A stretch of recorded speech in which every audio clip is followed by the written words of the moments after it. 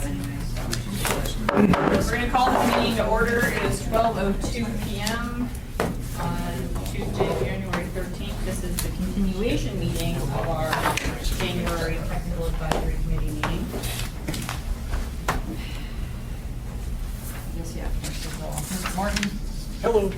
Mr. Lindemeyer. Present. Mr. Wilbur. Here. Ms. Heil. Here. Mr. Weaver. Here. Myself, we do have 6 members, so we do have quorum. Now, I guess I could try my hand It's up to you. All AMATS meetings are public meetings. Usually, the presentation will be made by staff. There'll be an opportunity for discussion amongst the committee, then it will be open for public comment and questions before coming back to the committee and decision. So, yes. And just a note for anybody from the public, if you have any comments, please state your name for the record so we can actually document them before we go to this. Let the record show that Mr. Morris has joined us. And also for the record, if we could show that Ms. Witt, Ms. Stone King, and Mr. Hanson all had conflicts and were unable to attend, so they should be shown as excused, not absent. Thank you, Craig. So first up is the approval of the agenda, and I just, I guess it's a question for me as well, whether or not we were going to try to get through the informational reports today, or if we were just going to focus on the one business item at hand, since we do have less than an hour to discuss this. We have conflict in this room at 1:45. There's another meeting here, and so that is the amount of time that you have. If you're done in 10 minutes with this, then we can go to the informational items if you are inclined. Do we still have, I know I have the sheet pack there with my previous stuff. I guess I have to go grab it. We I have, it. you already made copies of the informational stuff on the BPAC letter and the public participation plan update, so you have time to get to it. Okay. We're prepared. All right, so approval of the agenda. So moved. Second. Moved by Ms. Wilbur, second by Mr. Lindemeyer. Mr. Morris, are there any opposed? Hearing none, we are so moved. Do you have any minutes in front of us? The record shows that Ms. Walsh was also joined us. So before us now is item 5A, the travel demand model update, regional collaboration and planning assumptions memo. So you have the memo in front of you. This was sent out last Friday, I believe, and I've received edits from a few TAC members. So that's before you now. And also we have the 11 by 17 sheet here with updated numbers on this picture. I know Mr. Brahanja was on the phone, and Dylan, Pete from the McDowell group was on the phone, I believe. I heard Jeff called him, so I know he's there. And I just wanted to just point out again, when this matter came before the policy committee, their motion was for AMATS staff to take this information and go forth to the Matsu Borough and the Kindergarten Crossing project and make sure we kind of understood where their numbers were coming from and get a sense of that, and then bring the matter back to the policy committee for recommendation and approval. So that is where we're at. We have an updated memo before you, and here we go. I printed the nice yellow optimistic agenda. That's my It's because you couldn't afford yellow roses? Is that what it's at? I was gonna do that. Okay, all right.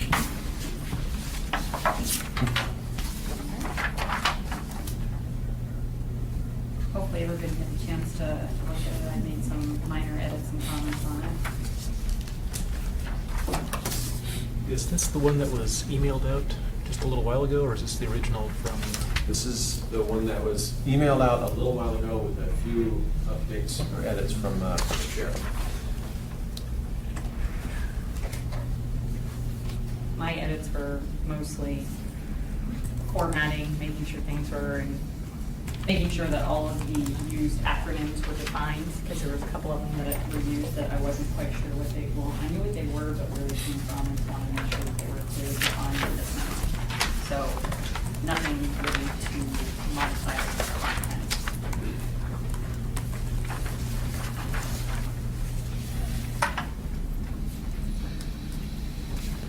Chair, if I could just ask just a matter of process. Craig, when we, at our last meeting, could you confirm, did we have a motion on the floor to approve the staff memo with a second? Or do we need to have that motion at this meeting? Because I think, I'm just asking, I don't know. Could you repeat that, please? So my question was, at our last meeting, did we have a motion for the technical committee to approve the staff memo from RSG's recommendations? Or will we need to make such a motion?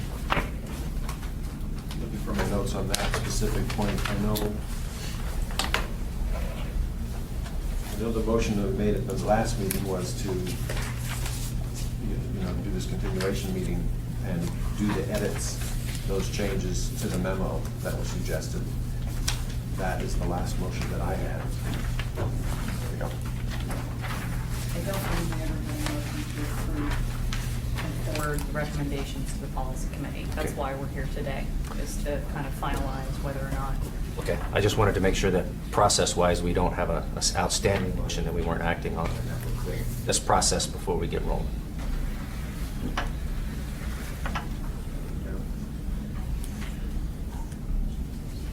Okay, so I also see that you made a motion with Mr. John Loss accepting the recommendations from the staff. That is in there, that motion was in there. So we have a motion on the floor. Okay, thank you.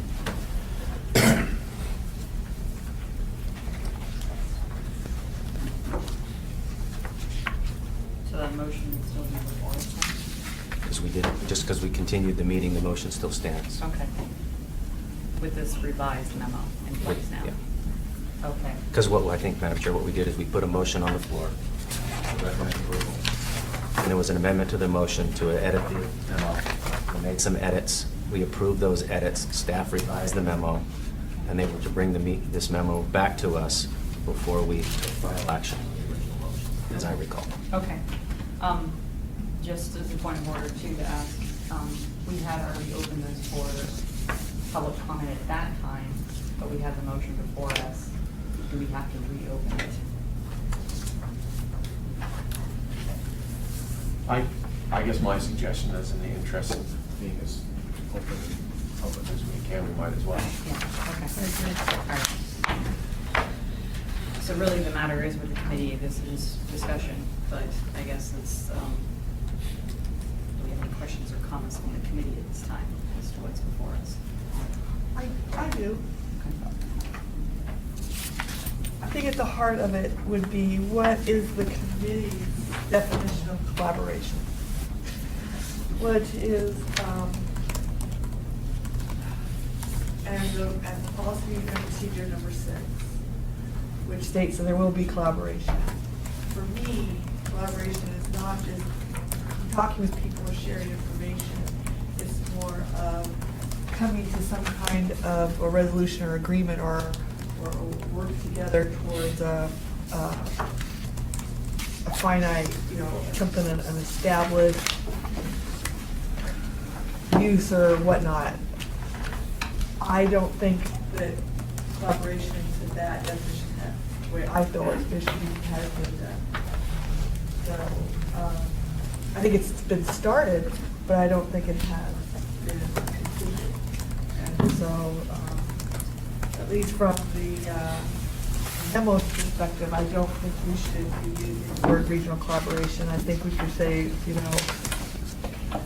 in progress or efforts are underway, that's what we've got up to this point. But I don't think we have come together with the MATSU to really come to some kind of a way of how the details are going to be worked out and laid out specifically for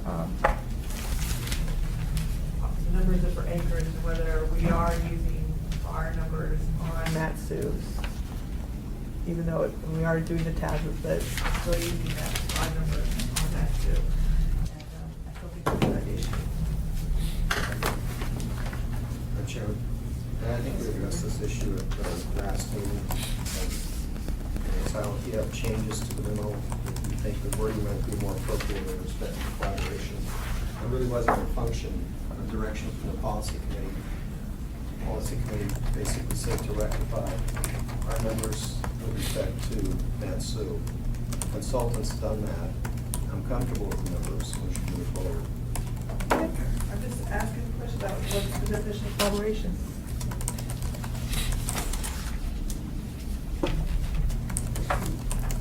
Yeah, change collaboration to Coordination or consultation?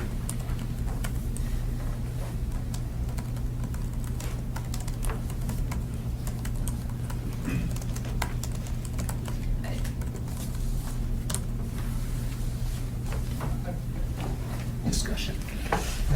I guess whether or not that we change the words, I guess, to better define quote unquote what we think happened. I know the policy and procedure, you know, it does say, you know, there shall be a collaboration. But then the question I have, yes, we've seen presentations and discussions, you know, from, originally when the kindergarten crossing was happening and the discussions were happening, the presentations that happened, was it a full quote-unquote collaboration with an agreement upon all the numbers, saying that yes, everything matched and yay, we're moving forward? I don't know if I felt that ever happened at that point either. So, where we're holding that bar, I think, unfortunately, is very gray. I feel that it is on many occasions. Do I feel that a consultation and discussion that has happened, that has brought to light some of the different concerns and issues in looking at it, do I feel that has happened and that the conversations are continuing? Yes. And I felt that the work session that we had with the policy committee members that were there and the discussion that occurred, I personally felt a lot of the questions and concerns that they had were addressed at that work session. So I don't know if holding up this memo and this recommendation to the policy committee is worth debating, I guess, the definition of collaboration.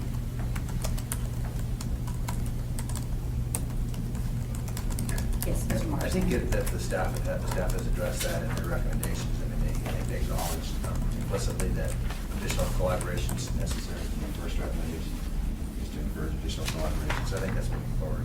And I did have, I don't know if you want to bring this up, but I did have some concerns about recommending a sensitivity analysis, and I thought we were going to get some cost estimates for that. I'd asked that as well. And so I'm not convinced of the value of sensitivity analysis in this case. I think that there are bigger fish to fry. I'm concerned, for example, about the assumptions, and I hate to bring this up, about the Kinnick Bridge and whether or not that's going to happen in the next 25 years, given the fiscal state. And it seemed like if we wanted to evaluate the sensitivity of our assumptions, we would want to address how not having the Kinnick Bridge might affect land use development and the need for enhancing the Glen Highway corridor if the Kinnick crossing doesn't come through. So I'd much rather direct our efforts at that and then looking at, you know, the differences in the 10 to 20% population and employment differences in our. I think that's where our direction should be if we want to do a sensitivity analysis. I know that we had asked, and I brought that up to Craig again this morning. One of the previous memo had stated that it was an additional $30,000 effort to do the splicing of the two models. The question was, you know, how much the cost was to do the sensitivity analysis. I don't know if we ever received. We have not received a formal number Well, from. excuse me, this is Jeff Verconja. I prepared a cost estimate that I can speak to now, if you'd like that information. Yes, Jeff, could you please? Yes, the work for a specific sensitivity test to do the recommendation as written, which would be essentially to take the Matsu Valley sub-area numbers directly from the current Matsu-Burma model and run them, would be about $7,000. So that's obviously about a fourth, slightly less than a fourth of the effort would require to really rewrite the memo and do the full change of the socioeconomic projection. Thank you, Jeff. You're welcome.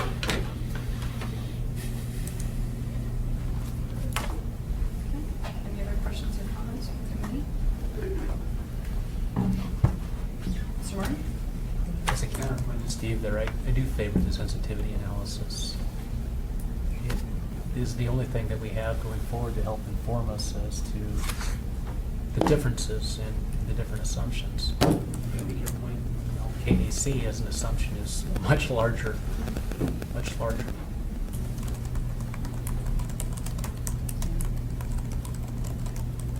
I don't want to say I'm ambivalent, but I have mixed feelings about I have mixed feelings about sensitivity analysis. One part of me is with Steve in the sense of whether or not I don't know whether it's time and money worth invested, but the other part of me feels that with the level of doubt and questioning that has come up over this discussion, I feel that, with a $7,000 investment, it would help to kind of, I don't want to say quiet some of those concerns, but to kind of show really how large of a concern it should be, and whether, that's what it is, sensitivity analysis. And so for that reason alone, really with a number of concerns and the length of discussion we've had over this topic, I'd want to see it done just to kind of get a better feel, because moving forward, I think for all of us that are on this committee, when we do this again in 4 years, if this question arises again, we will have this experience, this analysis to inform our future decisions. Madam Chair, I would agree Yes. with that everybody else did that.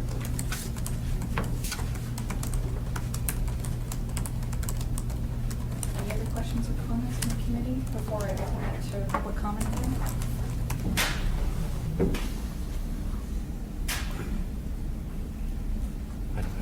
At this time, I'm going to open it to the public again. If there's any questions or comments from those in attendance on this item, This might be a premature question. please state your name for the record. I'm sorry. I'm Brian Hill, PDC engineers. I am wanting to know what the sort of process would look like for that sensitivity analysis, and that's probably a premature question.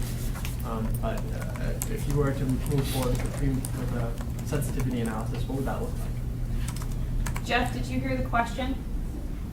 Let me phrase it back to you folks. I think I heard that the gentleman was asking or I should say, what the sensitivity analysis would look like, correct?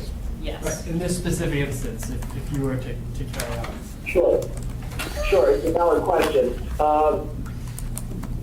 Obviously, as we would do a future no-build transportation investment scenario as a matter of standard model development, and that would be run with the, if this recommendation passes, with the RSG team socioeconomic projections for year 2040. The sensitivity analysis then would simply take the Matsu Valley subarea TAS level socioeconomic inputs, replace it at a TAS by TAS basis with the material directly out of the current Matsu borough model for the Matsu Valley subarea. We would run that scenario with no other changes to anything else than the socioeconomic inputs. And we would document in the validation report of the model the change in selected performance metrics between the two scenarios. For example, regional VMT, I would expect that we would select certain screen lines to report volume changes. Obviously, the screen lines at the north end and across the bridge would be two of the obvious answers. And, other performance metrics that staff would direct us to use. And it would be, as I said, contained in the model validation report, which we will be presenting on to staff and committees later in the process. Does that answer your question? Yes. Yes, thank you, Jeff. Any other questions from Madam Chair, my name is Vivian Underwood. I'm staff to AMATS in the municipality. Ms. Heil has a very good point. there's nothing in policy and procedure number 6 that tells us what to do if there is a disparity in numbers. There's no expectation. In fact, if you read policy and procedure number 6, there's almost an expectation that the other jurisdictions would follow our numbers. There's that sense there if you read it. But obviously the TAC, some members on the TAC feel very differently, that perhaps we should accept other people's numbers. And so I think it would help from the get-go for us to know what your direction is, because rather than playing a guessing game after, and there was collaboration also with the air quality consultation team on certain assumptions. So, and also at what point in the process do you want us to have this understanding with the technical advisory committee? You know, is it before the RFP goes out with the consultant? Is it when we're working with the consultant? We really need to know. I think part of the confusion, I guess, since I was here when policy and procedure 6 was drafted and kind of the intent and my recollection of it is, you know, it does kind of have that tone to it because it was specifically drafted in response to the Knick-Iron Crogs and Kabata and the concerns with the difference in the projections that were going forth. And really, the intent was to reconcile that and to figure out those differences. And while it doesn't clearly state, you know, I mean, I think everybody acknowledges when you're doing projections based upon different information, sometimes you are comparing apples to oranges and they're never going to match completely. And I personally don't think our intent in this collaboration is ever for them to match completely. It's just not going to happen. And I agree with you. I think sometimes kind of the role, I struggle with this, I guess, as the technical advisory committee. I've been asking and trying to figure out and reading what our role is and how we are to overlook this and look at our coordination, because we are not the regional authority.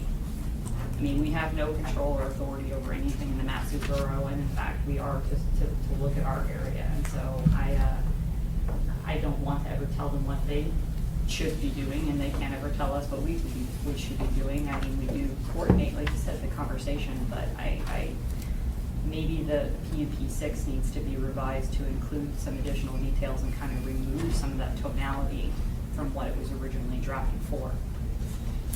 Now that we have other things that we're applying it to.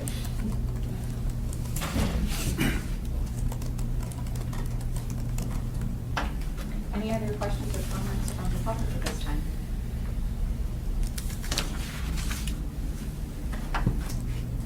Hearing none, the committee, matter lies with the committee.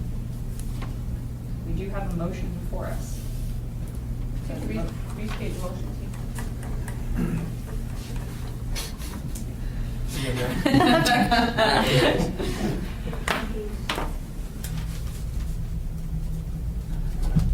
Motion was to accept staff's recommendation to use DOL, socioeconomic projections, for the MTP update.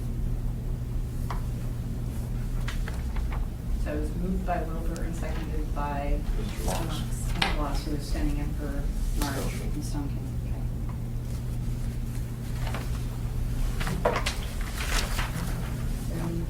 Let's have some last-minute comments. I'm gonna support the motion, but it's with reservation. I have to make the motion in the positive.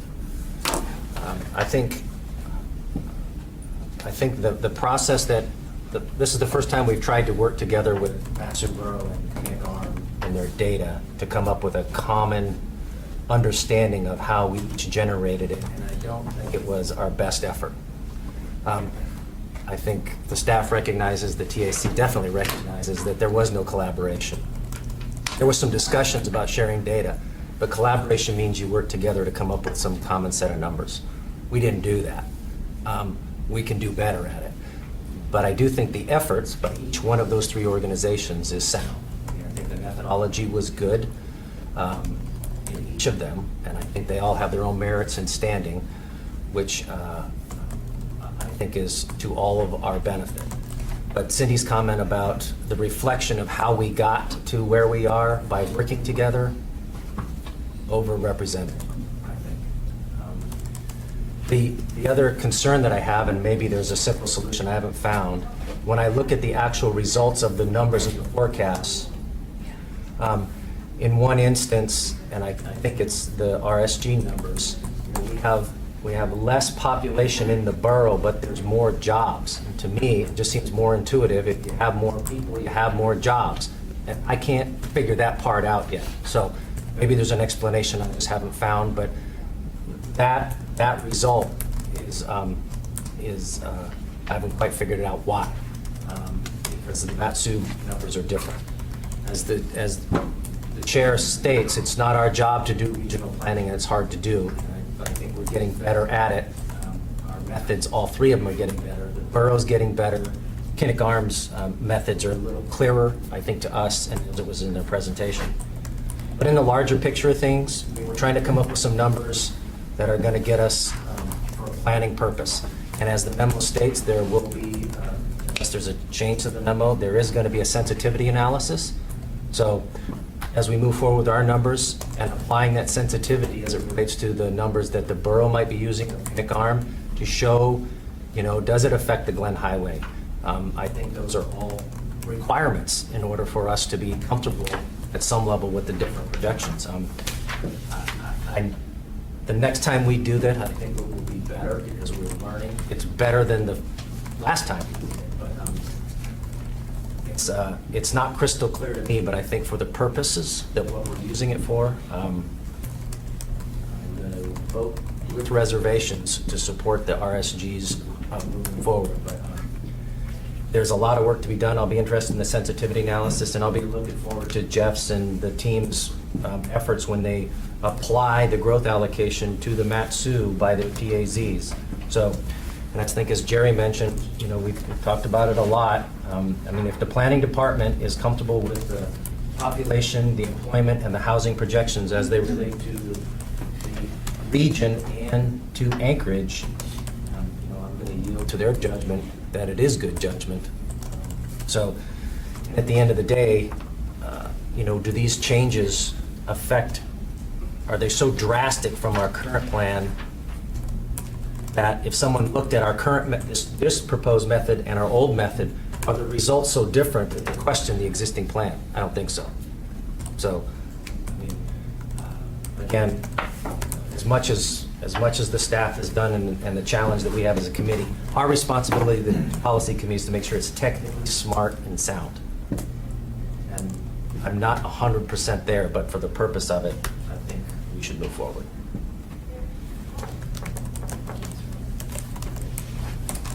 Call the question? Should we call a question to include possibly including support of the memo as proposed, because that really specifically wasn't part of the original motion. So amendments to include adoption of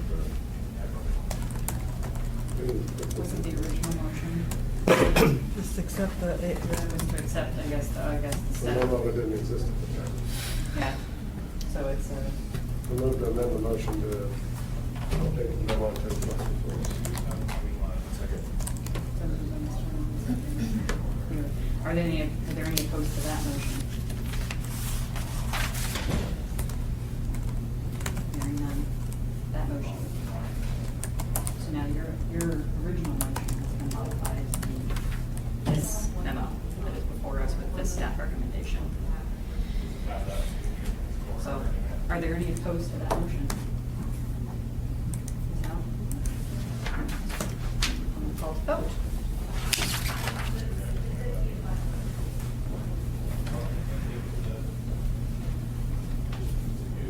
Mr. Martin? Abstain. Making me add another column. Mr. Lindenberg? Yes. Mr. Wilbur? Yes, with prejudice. That's not one of the another call. I want to amend mine, I want to. Ms. Holliers? No? No. I am yes. Mr. Morris? Yes. Mr. Weaver? Yes. Ms. Walsh? Yes. That is 6 yes, 1 no. I guess 6, well, I guess 2 yes with prejudice, 4 yes, 1 no, and 1 abstain. The motion does pass. Madam Chair?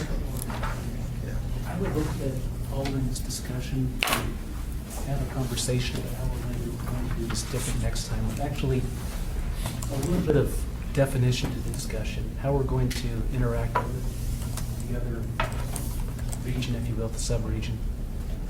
Are we going to just assume up front that we're going to pursue ICER developing new numbers? Are we going to accept DOL? Who's going to be responsible for, looking at the T's and defining the structure of those elements? But we need to do that before we get into it. Otherwise, what's going to happen is we're going to be into it 2 years and we'll find out the same things. Madam Chair, my hope is that staff will work with Nancy Pearl with respect to the availability of ICER data and/or using Department of Labor data to kind of come up with some consensus of future direction. But I think we, as a municipality, by doing the sensitivity analysis, respecting their planning processes, and applying and showing the differential in the numbers, so we should all be informed at least in this part of it.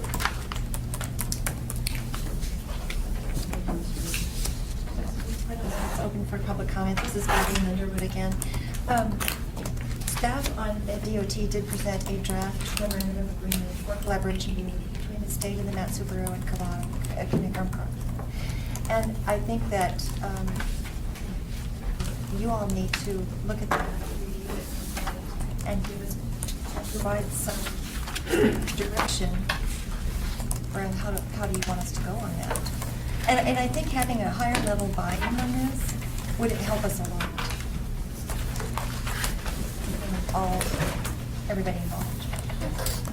So you say that was between DOT, National Bureau, and Yes. Pinkham Crossing? So really AMATS and municipality bankers, we only kind of, we were in part of that. I'm sorry, what? You're saying that AMATS wasn't a part of that? Yes, I'm sorry, agreement? yes, of course. And that's plus these other jurisdictions. I'm sorry.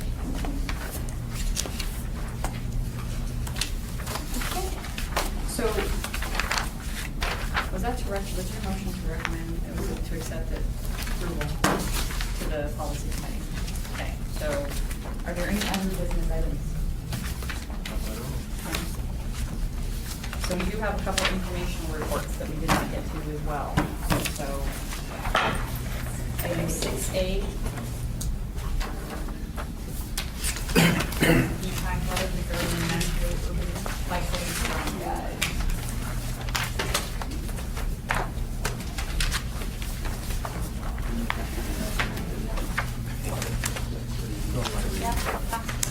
Does everyone have their paperwork from last meeting, or do you need? No. It's an informational item, Joni. Let's just roll with it. Yeah. Okay, so those are important, so I think we should have it to look at in my office. Got too much paper to look at. Yeah, sorry. You have stock in warehouse? They printed books still. Oh, I'm sorry. So this is the first informational item that I have. It's it's a letter presented by the Bicycle and Pedestrian Advisory Committee that I staff, and they're submitting it with regards to their last meeting that we had in November, and it's regarding the NACTO Urban Bikeway Design Guide that I'm passing out, those teal-colored manuals there. And I just want to give you a little bit of background about the guide. We went to a training last year, or a year and a half ago, got some of the guides, came back. Craig ordered a bunch for AMATS. I passed them out to EPAC and some DOT folks, as well as our city folks here. And so this guide is it's a bikeway. It's specific to bikeway design, and it's written by bike and city urban design professionals all over the country. It's been used by a number of different cities. On your first memo there that you have on the top is the memo from the DPAC, and on the second page of that memo you can see the cities that are all using this document currently. The cities that are underlined are the ones that are, that also have similar Arctic climate and maintenance issues that we deal with here in Anchorage. And so basically the gist of the memo is that they would just like to recommend that AMATS adopt a policy that this design guide be included as an additional tool when our road projects, when AMATS road projects are being designed. So they're not saying that it needs to be used, they're just saying, can it be included as an additional tool for reference? And I have a couple of pieces of supporting documentation here. The first is a memo, it's the second item in the bunch that I handed out. And this is a memo by FHWA dated August 20th, 2013. And I highlighted sections in the memo that pertain to the NACTO Urban Design Guide. And I'm just going to read through them just briefly, just so that we can all be on the same page with what the language, the specific language is that we're recommending. So, this memorandum expresses the Federal Highway Administration support for taking a flexible approach to bicycle and pedestrian facility design. Basically, the NACTO Urban Design Guide and the Institute of Transportation Engineers guide builds upon the flexibility provided in the AASHTO guides. FHWA supports the use of these resources to further develop non-motorized transportation networks, particularly in urban areas. And then on the second page, specific to the NACTO guide, many of the treatments in the NACTO guide are compatible with the AASHTO bike guide and demonstrate new and innovative solutions to varied urban settings across the country. The vast majority of treatments illustrated in the NACTO guide are either allowed or not precluded by the manual on uniform traffic control devices. In addition, non-compliant traffic control devices may be piloted through the MUTCD experimentation process. And then finally, in summary, FHWA encourages agencies to appropriately use these guides and other resources to help fulfill the aims of the 2010 U.S. DOT policy statement on bicycle and pedestrian accommodation regulations and recommendation. DOT encourages transportation agencies to go beyond the minimum requirements and proactively provide convenient, safe, and context-sensitive facilities that foster increased use by bicyclists and pedestrians of all ages and abilities, and utilize universal design characteristics when appropriate. So that's the FHWA memorandum that supports this guide. The second item I have, the supporting document, is the statement dated, it's the next item in your packet, dated March 11th, 2010, and it's from DOT, and it specifically refers to using flexible approaches to design when considering bike and ped roadways. So I've highlighted those sections as well, and I won't read through them all here.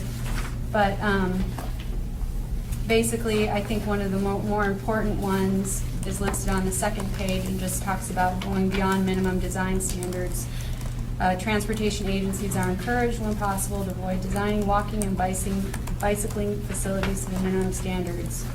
And they give an example about shared pathways and et cetera.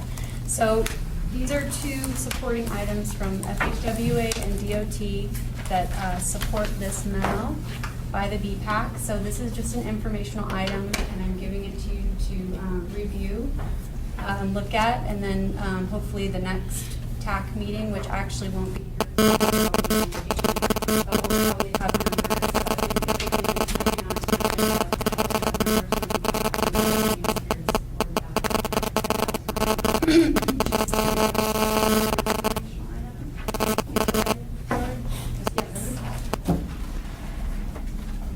You gave us a memo basically encouraging us to be flexible in our design guidance, but then you're asking for a policy to use this specifically. I don't understand. So the language in here states that the AMATS Bicycle and Pedestrian Advisory Committee seek the concurrence of the AMATS Technical Advisory Committee in recommending this new policy. Oh, sorry. Yeah, sorry. Let me read that further up. This memo seeks to recommend to the AMATS Policy Committee that this guide be serve as an additional tool when designing urban streets within the AMATS area. So it's not specifically saying you must use that guide. It's saying, can we please include it in the list of tools that are already being used? Is there any evidence that we aren't using it now? Well, I know that the bike and ped designers at CRW have copies of it, and they are, you know, in charge of designing all of our new bike and ped facilities that are coming through the TIP. So they have copies of it, so we're hoping that they will utilize it. Kevin Jackson has a copy, James Boyle, and when Bart was at DOT, hey Bart, gave a copy to him, and we have some folks here at our traffic department that also have copies, so we're hoping. Yes. Question? Yeah. So how does this relate to design criteria and whatnot when we get into the actual design side?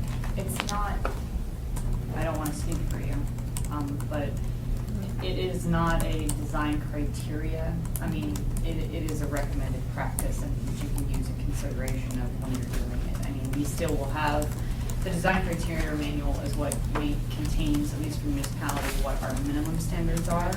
But like these recommendations say, you know, NACTO is kind of above and beyond those minimum standards, and it's things that we can incorporate to those projects and consider. And they are being, you know, considered and at least discussed in a lot of the projects the municipality is bringing forward.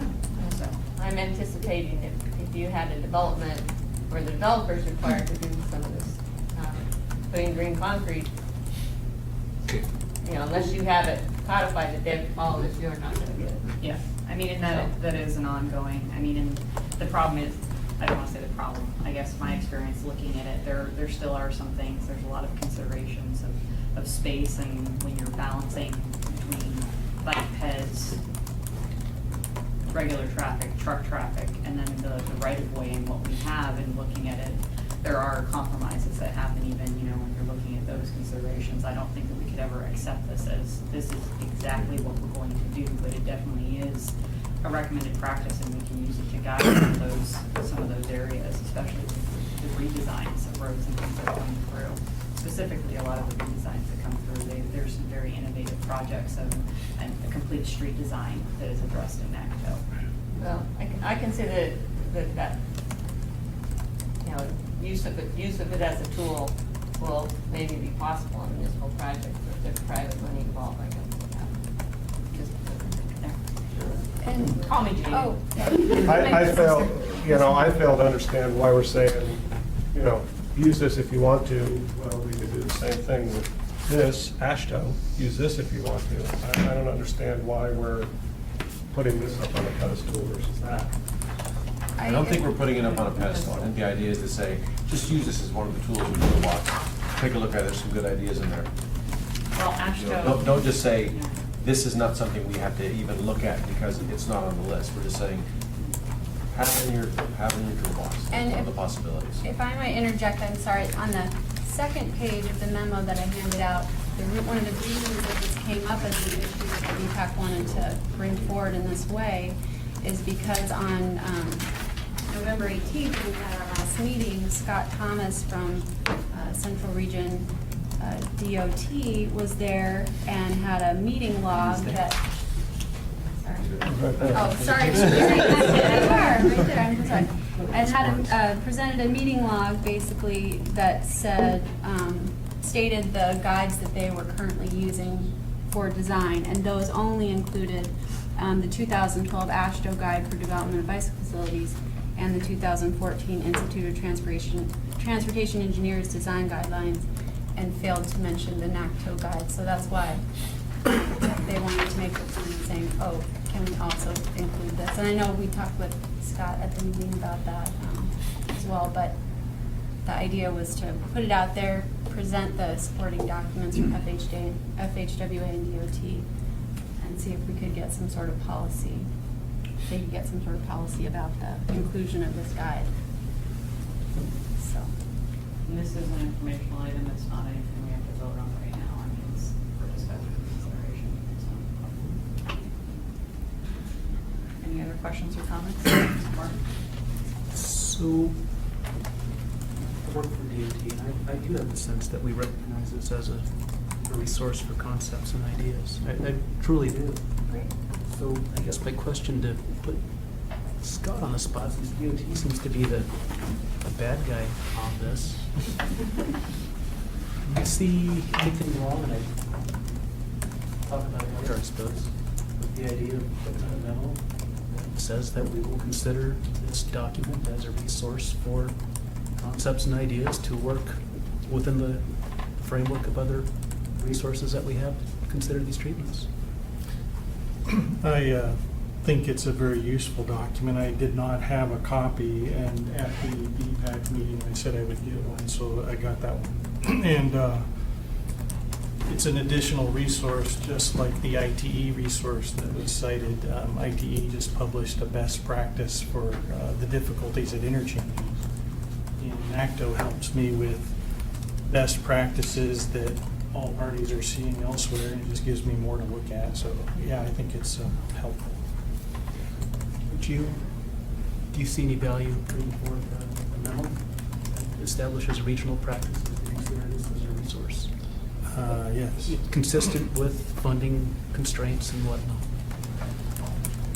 I think it's useful for us to be aware of it. I did not cite it, but it brings in a lot of the same ideas and new ideas. I think part of the confusion might be to, or what you should be aware of is that I wrote a design guidance memo initially that used the documents that are cited in the MOA bike plan, the DOT design criteria, and said, we have this criteria, but we also have maintenance, and we have to build and afford what we build. So here's what we can do with what we have. And I failed to cite that NACTO was on my resources, and it does tell me more.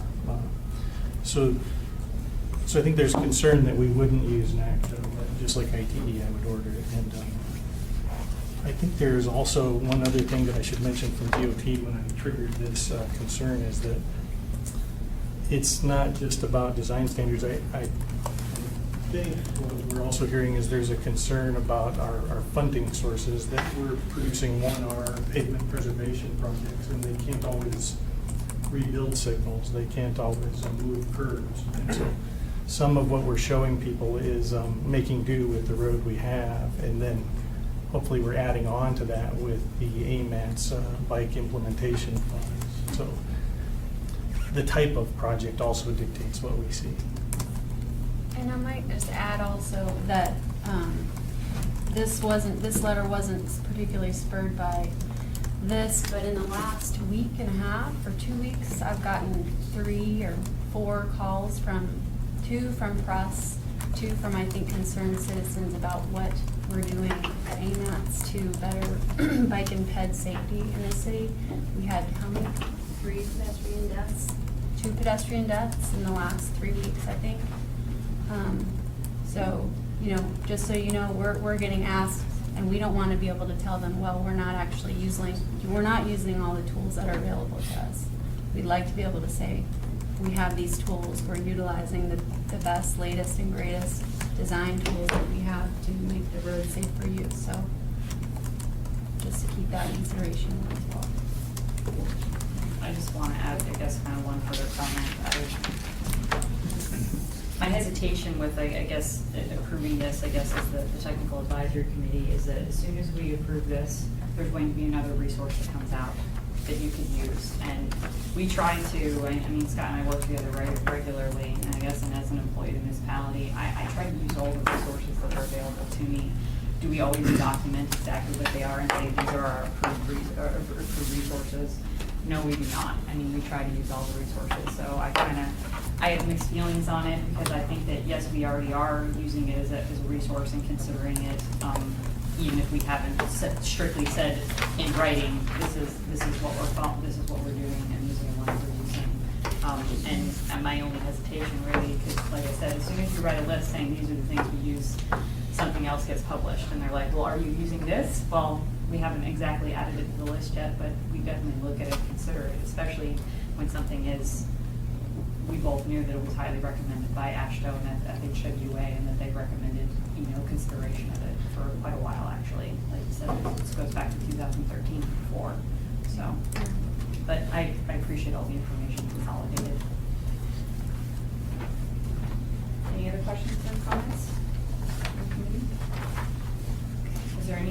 questions or comments from the public on this informational item? It's a follow-up. Joni, Yes. Yep. I think we already tried to work on a draft of a memo that defines regional practice to include this, and would like to bounce a copy of that to you for consideration before we, and of course, the municipal traffic engineer as well. Great, thanks. Okay, so the second item, informational item, I think we might actually get out of here on time, is the public involvement plan update, and I apologize for the delay and the time that we saw this last, and we're seeing it now again. We got caught up with finishing some other projects up and getting bogged down with some other work. But we wanted to bring this up now because we would like to roll out a new public involvement plan and a new with new public involvement techniques. Many of those incorporate new social media techniques that we have available to us now, such as online open houses and things like that. And so when we brought the plan forward last time, I believe in October, to the TAC, we got comments back, which it can be incorporated, and I think the main concern was put forward by Ms. Heil and Jennifer Witt concerning the lack of public involvement in the update. And so this is a public involvement plan. It makes sense that it needs public involvement if we're going to be doing an update. And so in an effort to respond to that, what we would like to propose is that we put the public involvement plan out for public review, which will include at least a 60-day public involvement process, and gather more public comment. We'll be able to roll out some of these social media techniques and get feedback on them from community members, make a targeted effort to reach out to the EJ districts that we have.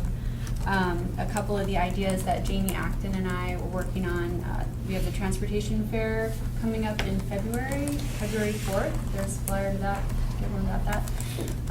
We'd love to have it there for comment. We also, there's a Ferrandi happening in February, which we think would be a good opportunity to have a booth or something like that.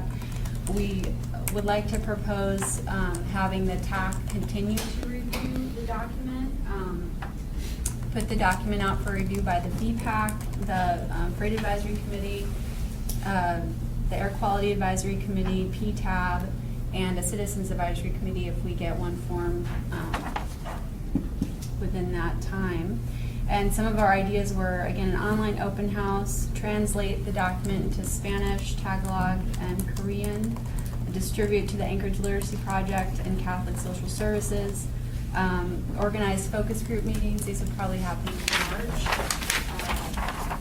with community groups, nonprofits, EJ districts, business groups, Native corporations, and the Federation of Community Councils, and we also have, I added seniors and disability groups. And then partner, there's an opportunity, a good opportunity for us to partner with Transit Services coming up because they're having a program of projects requirements that they're going to be looking at. And so that was sort of the idea, to take it through this process and then May bring the revised document back to the TAC for review. And hopefully at that time, between April and May, adopt a new public involvement plan. So that's what we're putting forth. And again, this is an informational item. Yes. I have a question. So, what's going to be the initial document that you put out for comment? So what I was going to do was take all of the comments we received from the TAC at the last meeting and incorporate those into the document and put that document out again to the review, so you can have a look at that and just make sure your comments were included. And then if that gets buy-off from the TAC, then we'll try to get that document to the transportation fair in February. If I remember correctly, you had the original and you updated it, but you changed a lot of the I thought a lot of it that you changed was good because I know Greg had some points, but a lot of the wording, Right. some of the sections had been changed. And what the recommendation, when you asked me, what did you mean? I said, well, take the wording that was already there, put it in the format, Are you gonna do that, or are you gonna still take what you already rewrote, but you left out a lot of the language that was originally developed? Well, we can't, it's up to the TAC at this point. We can, as you suggested, we can take, because your suggestion was to take all of leave the formatting the same in the new document and take all of the text from the old document and replace it. Well, that's a little, I wish that was easier said than done. Since it's reformatted, that's gonna be a little bit tricky. But, I can make a draft of that if that's what the TAC wants. Or we can incorporate all the comments, like I said, from the TAC review at the last meeting, and we'll have a draft of that, so, and I asked for comments from Jennifer as well, but I think only got a response back But from you. I see so- Peter, and that's what we had talked. She Agreed said on to- that. just to send you back, and that was kind of what, Okay. he was suggesting as well, was to, on where you can, Where you can, take as much of the original language and bring it Right. forward in your new format, right, would probably be, save you the most headaches in the long run, because a lot of that original text was developed through committees. yes, and that's a valid point, and also, as I think I stated last time too, a lot of that original text is in the new document as well, so maybe it's just a matter of me highlighting all of that original text in the new document so that you can see where it exists. Would that be helpful? There was just some things we couldn't find, there was text that was, this was several months ago. Right. There were some really important items that were specifically commented on during the work session that had not been carried over. And so that was like, there was just so much, it was like, just take the old text and put it in with your new format, because your new format works.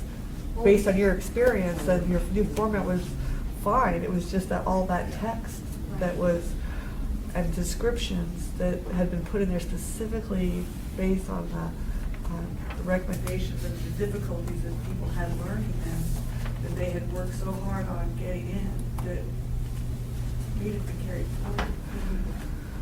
Well, one of the things I guess I've seen in the past was kind of like a crosswalk where you have the old document, the new document, and say, you know, what was in section 3BC on this one, you know, the information that is there is now in, you know, on this page in this section, just so you can kind of, so it could be clear to the committee that that information wasn't lost. I mean, really, to just kind of show, because with the new format, I get what you're saying, you know, formatting, you may have regrouped the way certain things were categorized and kind of shifted things around. It doesn't mean the information has gone away, Right. but perhaps showing, you know, where it was in the old one, where it is now incorporated in the new one, to make sure that that's very clear. Yeah, I that's. think we found specific areas that are specific. So, or they like the old language better. My Okay. recommendation. You just had a comment about timing. Yeah, so you were hoping to present the draft at the transportation fair? We were, and that's February 4th. Yeah, and actually, we're not meeting until the 12th. Yeah. Right, so, so my proposal was to submit a document to you via email that you can review and give feedback on, and then we can revise for the 4th. Suggest something different. Sure. I think the committee ought to release it, a draft, and I think 60 days is better. I think if, Joni, if you can send us a text, and if we have any significant reservations, we can let you know as staff. But I think the policy committee would be the next, I mean, the policy committee's gonna meet before the fair. And so it's up to, you know, the coordinator or staff's efforts. If you feel that you wanna make that February 4th meeting, and the next meeting of the policy committee, let them release it, recognize it's gonna be out for 2 months of review, there'll be times for changes and edits. So just a suggestion, we can't act on it today, don't wanna continue the meeting to act on it next week. So I think just an idea, because frankly, the 4th, that's a great opportunity, and frankly, even having both documents there, because people who might have some interest in AMATS, they might recognize the old one, and they can kind of look at the new one and give you guys some feedback. Hey, we like this, what about this? And it might just be kind of they can look at them both and give the public's view on what they think about the document. So that's just a suggestion, you know, if there's Yeah, And if at a later time we need a work session, we do a work Right, session. right. I don't know, both those. Anyway, just an idea. The policy committee has seen the document, they didn't see it that same month that you did, and we had a few comments, but, they were okay with it, so. Any other questions or comments on what we have? A couple notes. Just that we will have 2 tables at the transportation fair, so every possible plan that we're working on right now, we'll have there for discussion. And also, the OSNHP is being bound right now, so we should have copies of that available in the next day or so, and we'll give it to everybody, and we'll also have that there as well, so, yeah. I'm excited even though my name's in skeleton. I'm sorry. Yes? Yes, do you have public comments on the public involvement plan? I was going It's to an ask. I'm sorry. Oh, okay, yeah. Yeah, and I'm going to throw my hat as the Planning and Zoning Commission liaison to the AMATS. And there's some changes in the public involvement plan that affects the Planning and Zoning Commission, in particular the Citizen Advisory Committee role, which will be taken away from the Planning and Zoning Commission, and it will be reconstituted to, I think, probably effectively broaden the participation and probably make it more representational. However, I think there's, in hearing the public involvement process, seems as if we need to go through the Planning and Zoning Commission, since it's still the Citizen Advisory Committee, or Advisory Committee, to review it and make comments on it.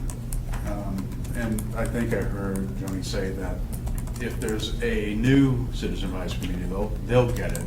But in effect, it's not, there isn't the new one yet, and we are still representing as Citizen Advisory. And there's some comments, and I've heard some comments from the commissioners regarding this, and I think they would like to probably make some review, make a review and submit their comments to the AMATS. Well, at this point in time, they are still the Citizens Advisory Committee, so it would still follow the same process as every other. And I think ordinarily, a document like this would go to the Planning and Zoning Commission. Is that in the current public involvement plan? Well, as the Citizens Advisory Yeah. Committee, yes. If Yeah, they were well, not the this would Citizens go to- Advisory Committee, it would not. So I would expect we could, with Sherry's help and staff, we could probably set a agenda item for it.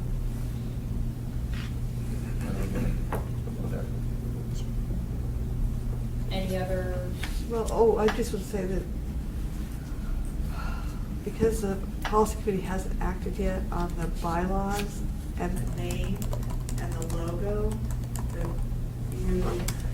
I'm not sure how you're going to Well, do that. I mean, the thing about it is that you want it to the fit, you want it to involve in those kind of odd things, but at the same time, the policy committee has not approved a change of name. They haven't approved a change of logo. They haven't addressed the Citizens Advisory Committee options. So you have to be really careful because you can't predetermine if that's going to be accepted. The last thing I heard of the policy committee was they were even questioning whether they even needed to have a Citizens Advisory Committee. So, they're still, that's still out there. So it may be, even though you may want to, might be a cart before the horse thing that until that gets resolved at the policy committee. I'm not sure how much of it hinges on the fact that it's a draft. It's a draft. Everything about it is a draft. The content, the logo, everything. So it's not a We could leave a finalized nice blank document. space where the logo is. I mean, the policy committee has never approved the logo in the past. They've approved it as part of the document, but we can leave that out. We can All I'm we just can make it saying, simple I'm for just them. saying that's, Well, it's a very good point. it's a process point, because you can have some people who just love what we have and go, well, it hasn't been approved. You're already saying it's approved. I mean, it's just, you just have to be careful with the process and managing expectations. I think that's something the policy committee. I am Get a hopefully decision on. convinced about the benefit of. Well, I think we're close, aren't we? Oh, we never did it as a business item. We thought we had the work session on the bylaws, we never. We haven't finalized it, no. Finalized. Yeah. All right, is there any other public comment on the public participation plan? No? Okay. And other informational items? You said a couple things that was new. I guess the other informational item is just, yes, DOT is sponsoring a regional transportation fair that will be held at the UA, isn't it, at the Sports Alliance Arena? Arena Auxiliary. It says it's auxiliary, on February 4th, which is a Wednesday, from 4:30 to 8:30, I believe. 4 to 8. Is it 4 to 8? 4 to 8 p.m.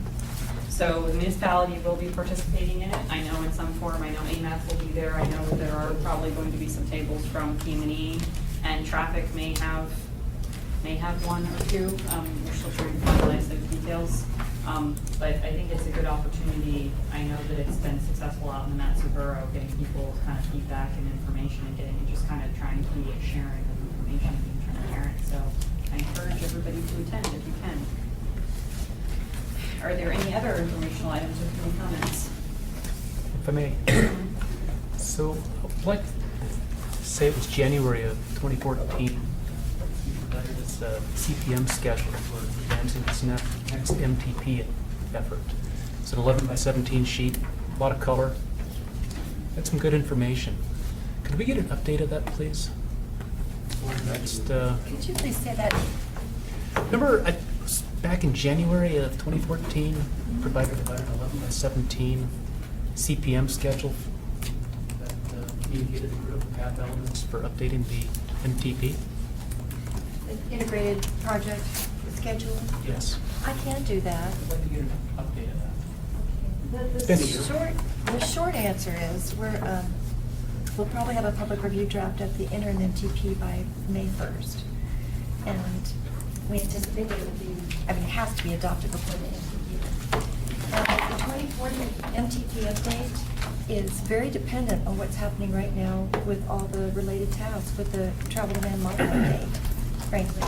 And so the consultant, I don't know when we're going to have this issue resolved. I guess it is resolved. Which issue? The travel demand model update. Well, the until policy that's the committee. policy committee. It will be, okay. Next week. Um, Then we'll know.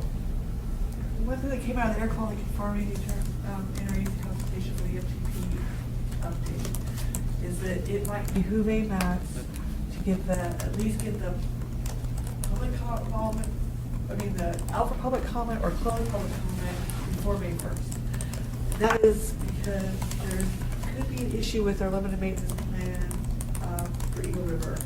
And we would like to get the MTP through and approved without having to update the conformity analysis. Right. We are working So with I really, DOT. really think we want to push on that. We're working on the financial plan right now. We've had several meetings with DOT staff, and that's one of the biggest things to do. And then to see if we have to take any projects out for fiscal constraint. And so the rest of it, the document will be a smaller version of what we have right now. It'll be a standalone document. It'll be shorter than document, but bigger than the executive summary right now. But it's not going to be like a brand new NTP. It's going to be basically a summary of the heart of the NTP for the interim. But, I think little things have been tweaking as we go along, so the RFP keeps changing as we go. When I did mention the policy and procedure number 6 and the agreement with the memorandum of agreement, what I meant was for the regional model. We understand that you all want us to move towards use of a regional model that everybody agrees on. But we're not there yet, and it couldn't happen this time because the Matsu Borough had already finished their work by the time we started meeting with them a year ago. So those are all things to talk about too, is timing. Timing of our respective plans, and make sure, and that's a big discussion. Yes. Go over again. I guess the question though from Mr. Morton, is it possible to get an updated, calendar that shows those targets? We understand some things are slipping based upon the kind of the conversations and business items that we're still discussing, but we could still see, where we are in that timeline of MTP updates. So you're interested in the 2040 MTP update? Yes. Yes. And if it will help, I can send a PDF of last January's schedule. What you're referring to is the update.